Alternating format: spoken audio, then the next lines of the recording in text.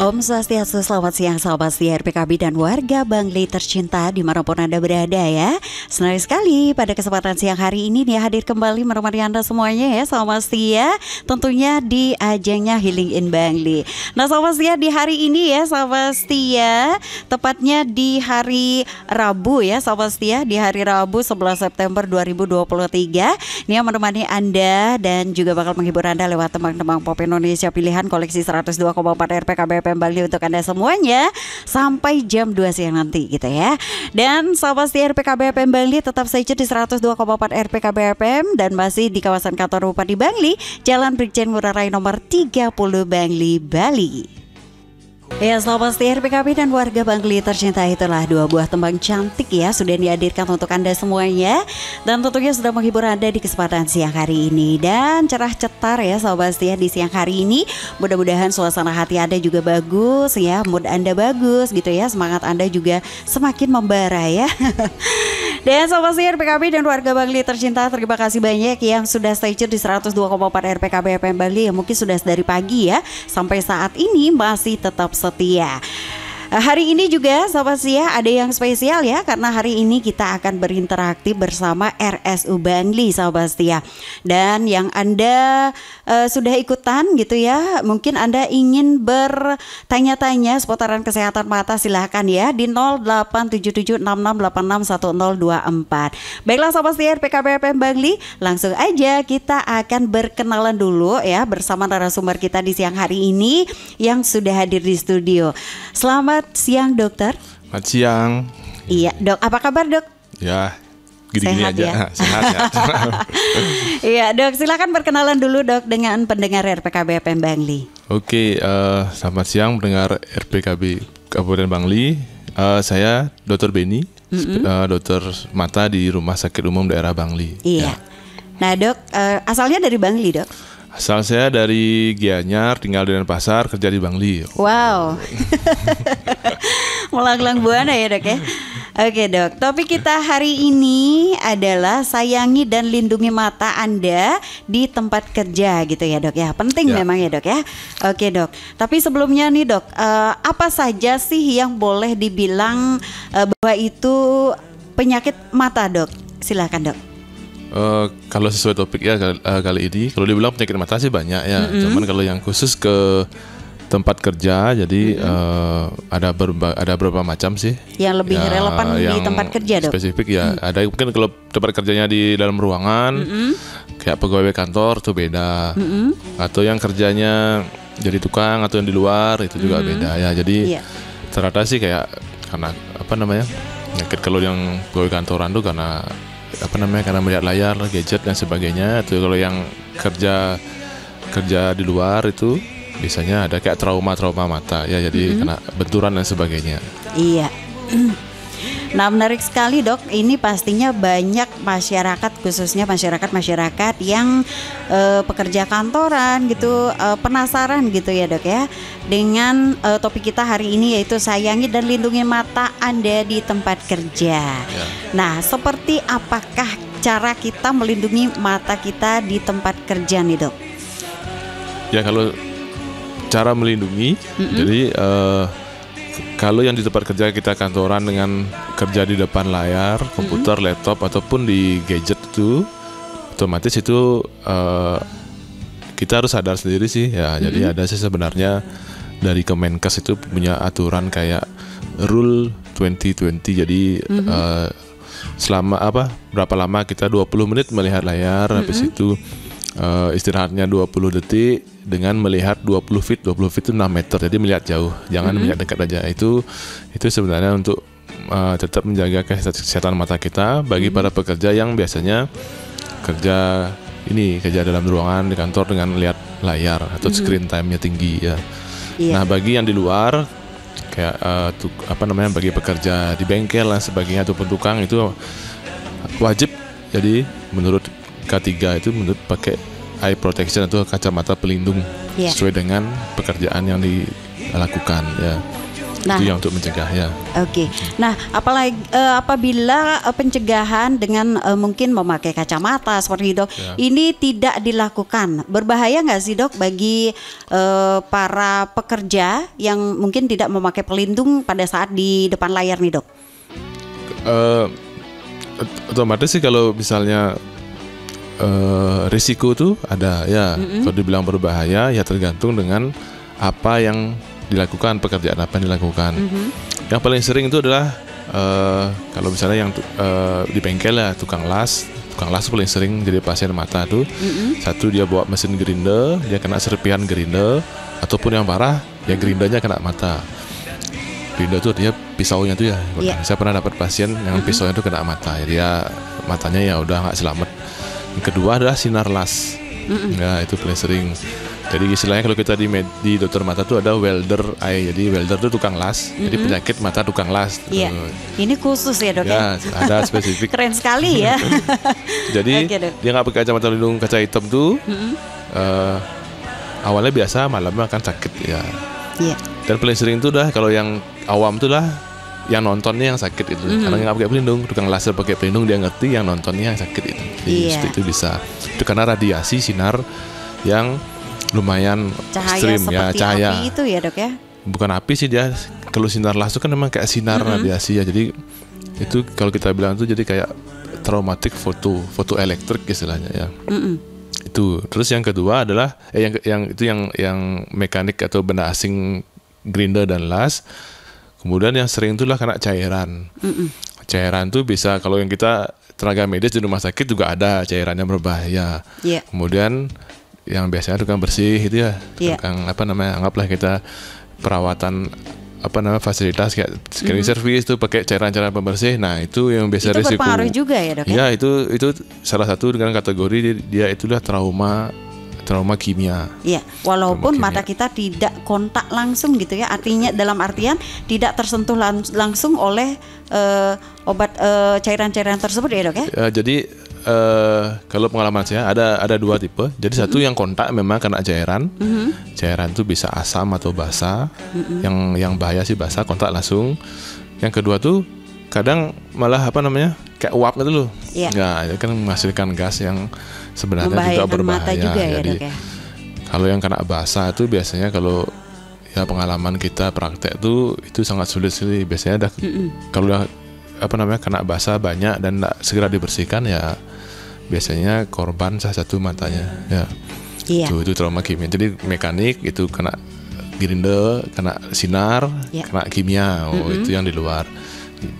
Nah, kalau ini yang di depan kaca ya, Dok ya, misalkan di tempat kerja seperti itu, Dok, di depan layar komputer boleh dibilang seperti itu ya, Dok ya. Nah, ini biasanya cenderung jika tidak memakai pelindung itu cenderung mengarah ke mata minus atau apa nih, Dok? Mungkin diluruskan ya. Jadi kalau kita memang tidak punya istilahnya secara genetik ataupun tidak punya bakatnya minus, mau berlama-lama pun di depan laptop atau komputer tidak akan berpengaruh ya, Dok ya? Nggak akan pengaruh ke arah itu. Justru kalau yang kita itu ada namanya istilahnya untuk yang komputer itu ada namanya computer vision syndrome. Nah, jadi sindrom itu adalah kumpulan gejala penyakit penglihatan vision yang berhubungan dengan komputer. Ya, jadi banyak keluhannya, matanya perih, berair, sakit seperti ada pasir, habis itu kadang enak. Tapi kalau kita tes hasilnya normal. Nah, itu namanya komputer. Dan tidak menular itu, Dok? Nah, tidak menular ya. Jadi sebenarnya itu yang paling sering saya temui sih untuk sakit karena pekerjaan. Yang paling sering itu satu, akhir bulan itu pokoknya bank. Itu karena laporannya banyak sampai malam-malam mereka kerja. Jadi kalau saya praktek malam ada duit ya, Dok ya. ngitung selisihnya nggak ketemu di mana, akhirnya lihat komputer terus lama-lama matanya sakit. Itu sampai yang ada akhirnya berapa bulan diobati sampai dia meradang matanya karena lihat komputer. Nah, kira-kira, Dok, bahaya apa aja sih yang bisa ditimbulkan, Dok, bagi para pekerja ini yang mungkin tidak memakai pelindung gitu, Dok, ataupun tidak tidak menjaga matanya dengan baik pada saat di depan layar bekerja gitu, Dok. Nah, kira-kira risiko berbahaya apa sih yang bisa disebabkan nih, Dok? kalau dibilang yang berbahaya ya pasti dari awalnya dia mata kering menjadi meradang, habis itu kelainan secara anatomi di kelainan di korneanya ya. Jadi entah dia lecet atau erosi istilahnya, lecet, merah dan buram gitu kelihatannya. Kalau itu tidak ditangani ya akhirnya kelainan itu akan permanen buramnya itu. Walaupun tidak buram-buram parah kayak katarak itu enggak, tapi ya akan mengeluhnya kan terus gitu loh. Ya, itu sih kalau yang sebenarnya cenderung ringan ke sedang kalau untuk yang komputer, tapi frekuensinya banyak, jadi pasiennya jumlahnya itu banyak dengan seiring dengan aktivitas kita melihat layar atau screen time yang meningkat, entah lagi kerja, dia main gadget, dia TikTok dan sebagainya. Dia udah kerja di komputer, istirahatnya tuh main TikTok. Jadi kan enggak istirahat sama dengannya ya. Jadi istilahnya ya udah tinggal menunggu waktunya, ntar sorenya sakit lah di rumah, sakit matanya gitu. Nah dok, ini untuk para pekerja maupun anak-anak nih dok, yang biasanya suka bermain gadget, dan para pekerja juga yang mungkin bekerja di depan layar komputer gitu dok. Nah ini berpengaruh nggak sih dok umur itu terhadap pengaruh cahaya ataupun layar laptop ataupun layar gadget tersebut dok? Ini berpengaruh nggak sih dok umurnya? Apabila umurnya semakin tua itu akan semakin rentan terkena akibat ataupun efek daripada radiasi-radiasi tersebut atau gimana dok? Ya kalau dihubungkan dengan umur, jadi semua kategori umur itu bisa terkena ya. Itu bukan hanya untuk orang tua aja, ataupun anak-anak aja. Jadi hubungannya itu adalah ya memang karena istilahnya frekuensi, ya frekuensi itu pemakaiannya. Cuman yang membedakan antara umur muda sama orang tua, nah di kondisi orang tua itulah memang sudah terjadi penurunan fungsi dari organ-organ mata, terutama kelenjar air matanya. Jadi harusnya kalau dalam 10 detik itu dia bisa tanpa berkedip. Karena orang tua itu udah nggak bisa. Ya, kalau orang muda masih bisa. Ya, jadi itu yang membedakan. Jadi kalau apakah penyakitnya bisa di kategori umur tertentu aja, enggak, dia semua orang bisa. Jadi umur yang 3 tahun pun yang masih PG gitu pun ada juga keluhannya seperti ini datang karena dikasih sama orang tuanya kasih main HP terus akhirnya datang kedip gitu. Jadi ada seperti itu. Yang orang tua pun apalagi ya udah secara natural, cara umurnya udah memang secara menurun, ditambah lagi dengan pekerjaan seperti itu ya lebih parah lagi dia biasanya sih kalau orang tua ya. Oke dok. Nah sejauh ini dok, apakah ada penderita penyakit mata yang disebabkan oleh radiasi tersebut sampai bisa menyebabkan kematian dok? Kalau kematian sih di mata itu memang jarang ya. Kematian. Kita menganggap kematian, mohon maaf, kalau kematian di mata itu memang buta. Jadi kalau secara langsung itu memang ada sih memang penyakit mata bisa menyebabkan kematian secara langsung. Tapi kalau yang masalah komputer, masalah ini sih sebenarnya enggak ada yang secara langsung. Radiasi itu enggak, radiasi layar itu enggak ada bikin kematian. Kalau kita kita dokter mata itu kalau matinya itu ya matinya mata itu enggak bisa lihat, mati itu loh. Buta itu sama dengan mati gitu. Ya. Jadi dalam petik mati bukan. Ya itu maksudnya. Tapi kan. Oke dok. Nah ini walaupun ya tidak sampai menyebabkan penyakit yang membahayakan, sangat-sangat membahayakan sekali gitu ya dok ya, tetapi cukup membuat tidak nyaman juga ya dok ya. Nah ini dok, apabila pekerja kantoran ini dok ingin melindungi matanya dari radiasi atau lainnya dok, layar handphone mungkin dok. Nah ini apakah bisa dengan soft lens dok? Apa bedanya sih dok kacamata pelindung dengan soft lens? Apakah itu berbeda atau bagaimana dok? Kalau untuk pelindung dari radiasi, ya jadi sebenarnya saya sempat sih kayak membaca, tapi judulnya lupa di mana dapat di jurnal tuh. Sebenarnya untuk radiasi layar, monitor, radiasi sinar biru biasa namanya blue ray radiation tuh, kalau dari jumlahnya dari layar dan HP itu sebenarnya kecil. Dia nggak sampai bikin mata tuh kelainan yang aneh-aneh lah. Dia nggak sampai. Logikanya jadi sebenarnya kaca pelindung pun, kacamata anti radiasi atau apa dan sebagainya itu dia sebenarnya tidak terlalu efektif untuk melindungi. Istilahnya kalau dalam secara langsung dibilang pakai kacamata anti radiasi bisa melindungi itu enggak. Jadi karena memang jumlahnya kecil. Beda kalau kena sinar matahari itu, nah itu baru kuat ya. Sinar matahari itu sinar birunya ada, ultravioletnya tinggi. Nah itu memang merusak mata ya. Jadi kalau ini sebenarnya enggak. Jadi yang lebih utama itulah memang frekuensi, itu lama pemakaiannya, ya, lama penggunaan atau screen time lah istilahnya kita ya. Jadi kalau di aplikasi itu ada kok mau cek screen time-nya, oh saya udah pakai ini 6 jam screen time HP saya, kan kelihatan di situ. Ya, jadi itu sih lebih berpengaruh. Terus kalau pertanyaannya apa bedanya kacamata sama soft lens? Jadi sebenarnya kacamata dan soft lens itu adalah alat bantu. Kalau secara kita alat medis itu adalah alat bantu untuk memperbaiki fokus sinar itu biar tepat jatuh di saraf atau di retina. Ya, medianya adalah dengan glasses atau kacamata ditaruh di depan, di luar artinya di depan mata, ataupun yang soft lens yang nempel di kornea. Ya, sebenarnya sama sih itu, cuman dengan resikonya yang masing-masing dan keunggulan dan kelebihannya masing-masing. Kalau untuk dibilang untuk mengurangi radiasi, keduanya itu ya sama aja, sama-sama mengurangi dikit. Oke, nah menarik sekali nih dok. Tapi kita jeda dulu ya dok ya. Kita akan kembali lagi setelah satu buah tembak berikut ini. Ya sobat setia RPKB dan warga Bangli tercinta, kita kembali lagi ya sobat setia pada perbincangan kita gitu ya. Dan masih tetap setia bersama kita narasumber kita di siang hari ini ya. Ada Dr. Dewa Gede Beni Raharja Prabawa, Embiomed SPM, yang masih tetap setia memberikan informasi terkait dengan kesehatan mata untuk Anda semuanya, khususnya masyarakat Bangli. Masih semangat Pak Dokter ya? Ya. Oke. Nah Pak Dokter, masih berkaitan dengan penyakit mata nih dok ya. Nah ini dok, saya pernah dengar nih dok ya, kalau kapur sirih ya, kapur boleh dibilang kapur sirih yang biasanya kalau orang Bali itu bikin porosan ya, pamor itu dok.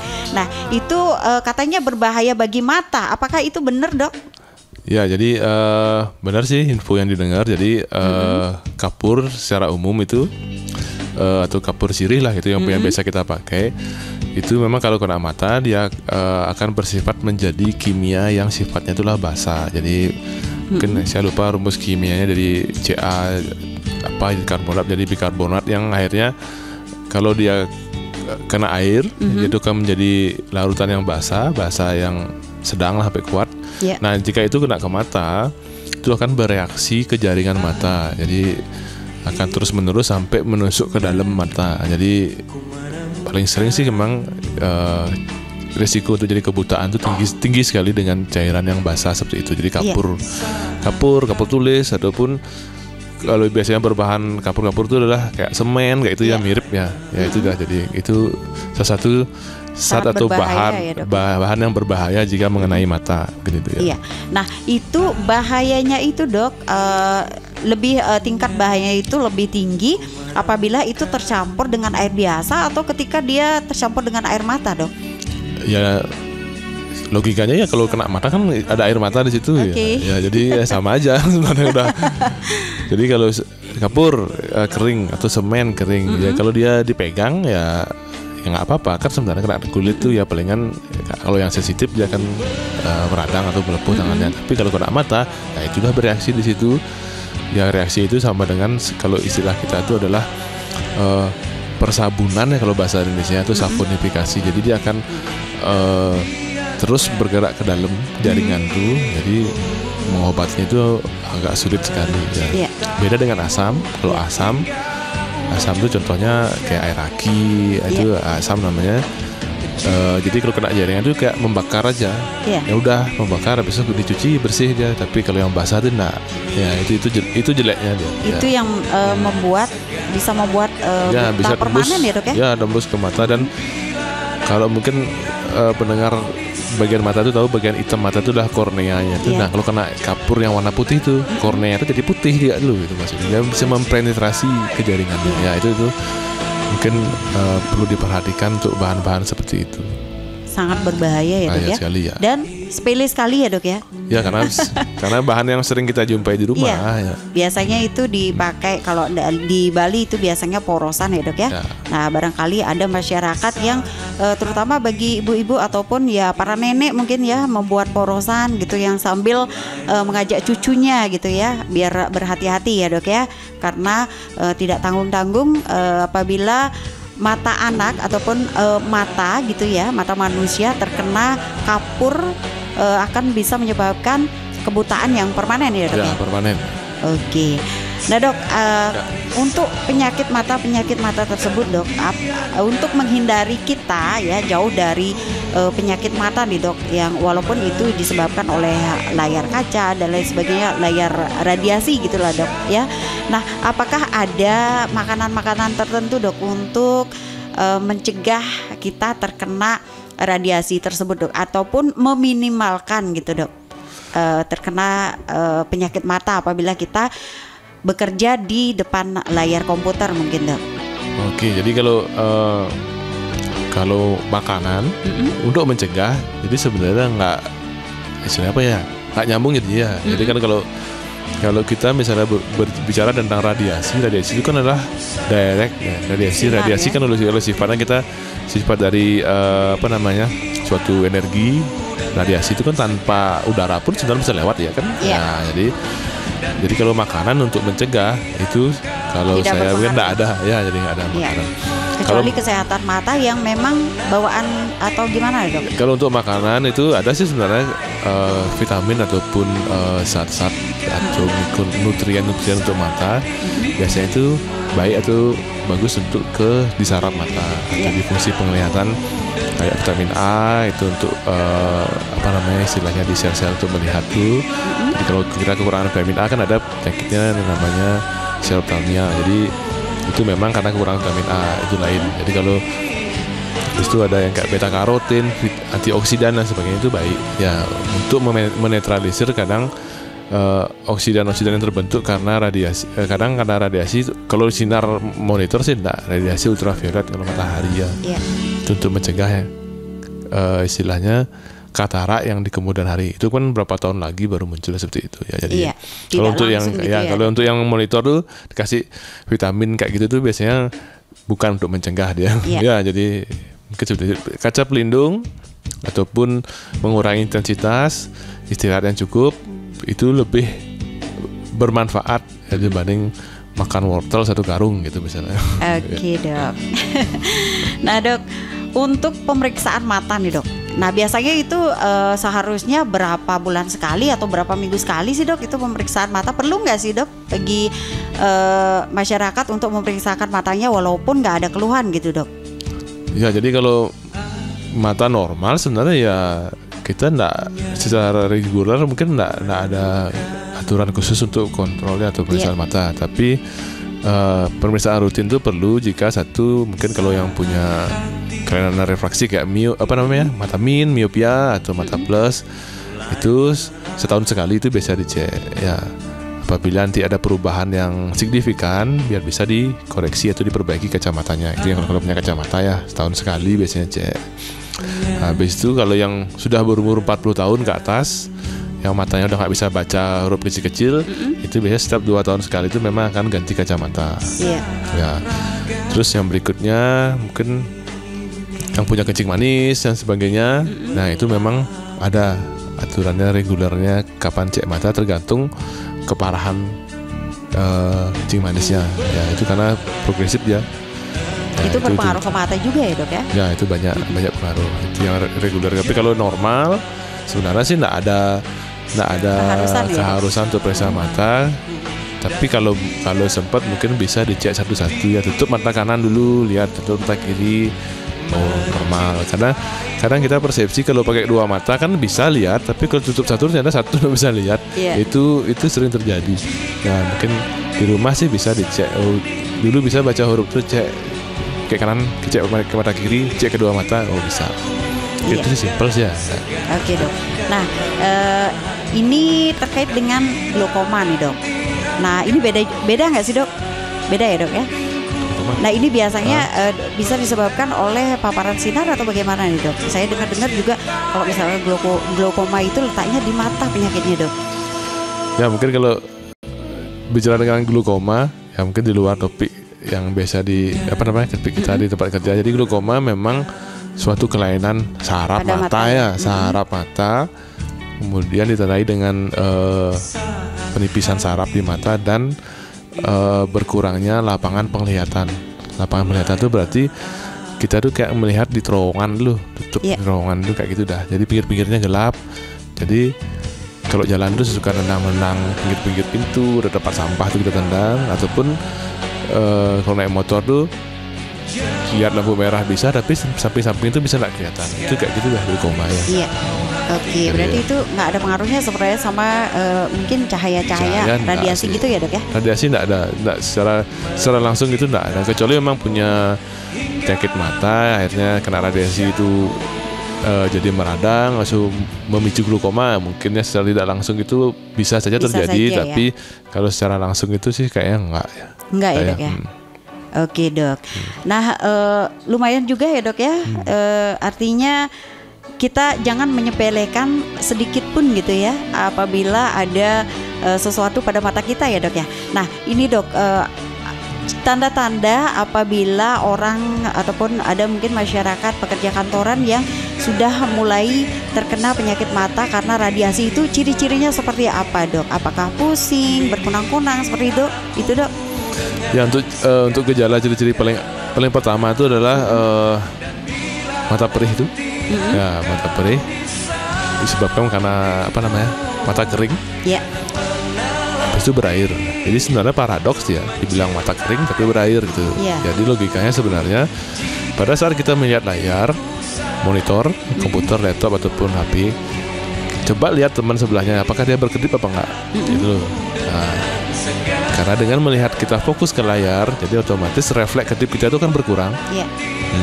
Kedip per menit itu berkurang, harusnya bisa setiap 5 detik gitu, 5 detik 60 dibagi sekitar 20-an kali. Ini bisa cuma 10 kali aja. Iya. 10 kali ya, ataupun 6 kali setiap 10 detik atau lebih itu baru berkedip. Nah, itulah memicu sebenarnya air mata kita tuh jadi kering. Keluar habis ya, itu ya? Karena kering beresponlah dia menjadi mengeluarkan air yang banyak. Ya, itu yang ringan sebenarnya. Ya. Itu nggak bisa ditanggulangi dengan tetes mata gitu dok? Ya, pengobatan paling sederhananya adalah tetes mata. Jadi ya kalau pasien saya di rumah sakit atau di klinik, ya saya suruh bekal aja. Ini bawa tetes matanya, kalau memang kerjanya nggak bisa meninggalkan itu layarnya, pakailah obat tetes mata.